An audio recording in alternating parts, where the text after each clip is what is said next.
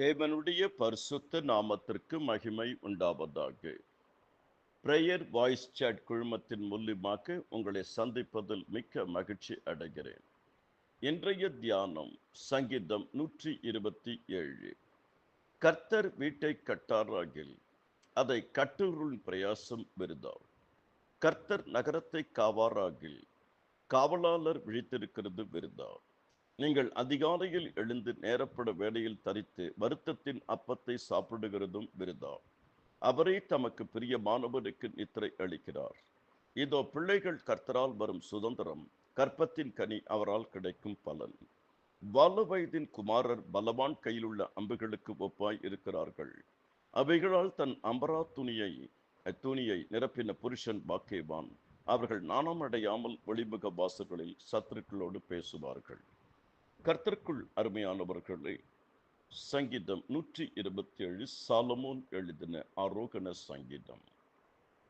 150 சங்கீதத்தில் 15 சங்கீதங்கள் ஆரோகண சங்கீதம். சங்கீதம் 127 சாலமோன் எழுதின ஆரோகண சங்கீதம் 8வது ஆரோகண சங்கீதம். மத்தியில் இருக்கக்கூடியது ஆரோகண சங்கீதத்தின் மத்தியில் 4 ஆசீர்வாதங்கள், அதாவது 5 ஆசீர்வாதங்கள். முதலாவது, கர்த்தர் கட்டுகிறவர், கர்த்தர் காக்கிறவர், கர்த்தர் அழிக்கிறவர், கர்த்தர் ஆசீர்வதிக்கிறவர், கர்த்தர் வெற்றியை அருளுகிறவர்.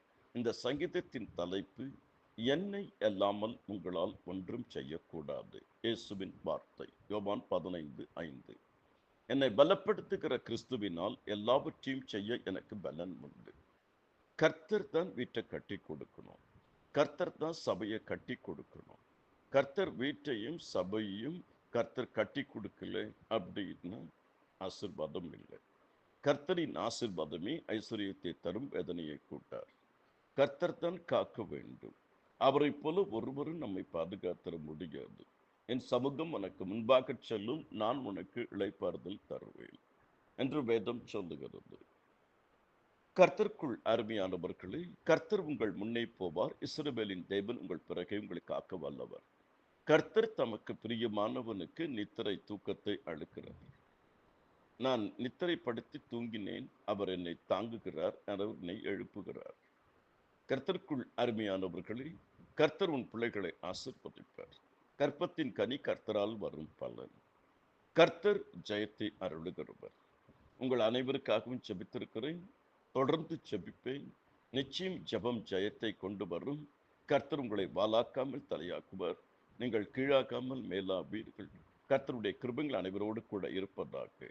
கர்த்தர் உங்கள் கைகளின் கிரியைகளின் மேல் பிரியமாய் இருக்கிறார். இருதயம் நொறுங்குண்டவர்களை குணமாக்குகிறார், காயங்களை கட்டுகிறார். கர்த்தர் தாமே உங்களை அபரிவிதமாக ஆசீர்வதிப்பாராக. ஆமேன், ஆமேன்.